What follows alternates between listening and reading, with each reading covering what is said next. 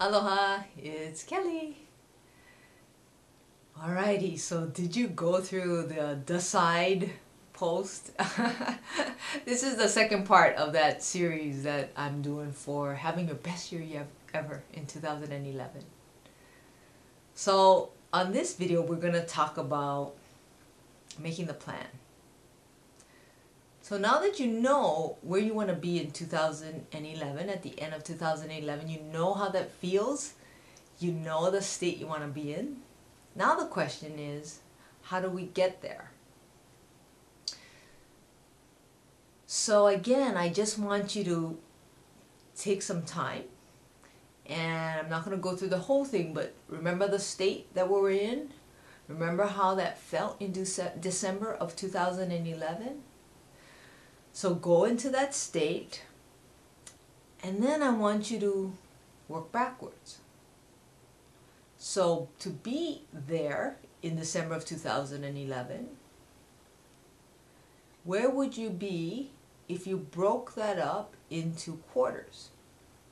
So first quarter, second quarter, third quarter, and work backwards, okay? So if you know where you're going to be in December of 2011, it could be an income amount, it could be relationships, you know, all these categories. I just want you to start to make a note and write them down. So where was that as far as income level to do all the things you wanted to do and everything that you decided on?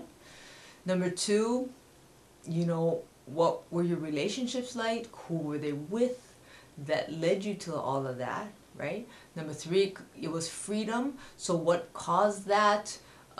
Did you quit a job? You know, you got the specifics. So write all those down. You know, you could have bought a house, you could have bought cars, you could have traveled. Whatever that is for you, write them all down. And then break the year up into quarters.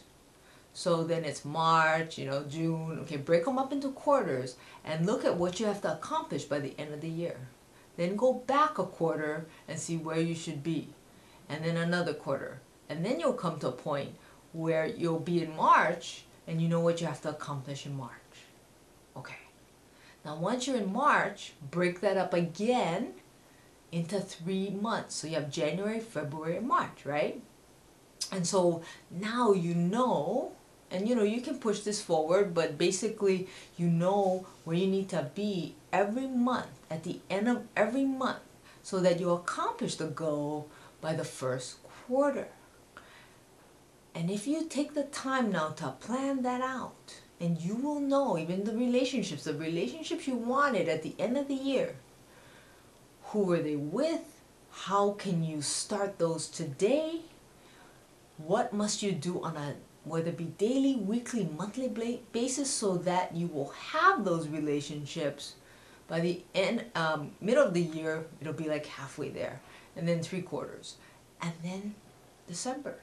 So in every aspect of your life, if you plan it out where you should be by the quarter, then by the month, and then by the week, and then by the day, this is how we all take small steps towards having whatever we want.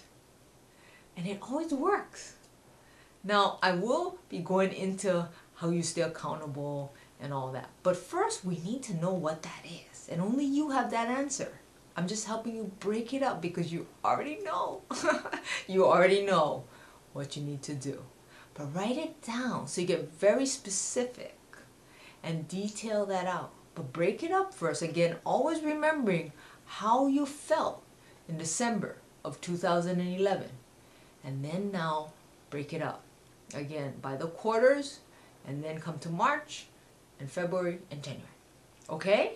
And then break it down by day. And you'll see that very soon you'll be able to really gauge yourself on where you're at. And step by step by step, your life will start to change. Okay? And are you continuing every day? Don't forget the 5 minutes of visualization that we did last time in the Decide videotape. Make sure you're doing that. Okay?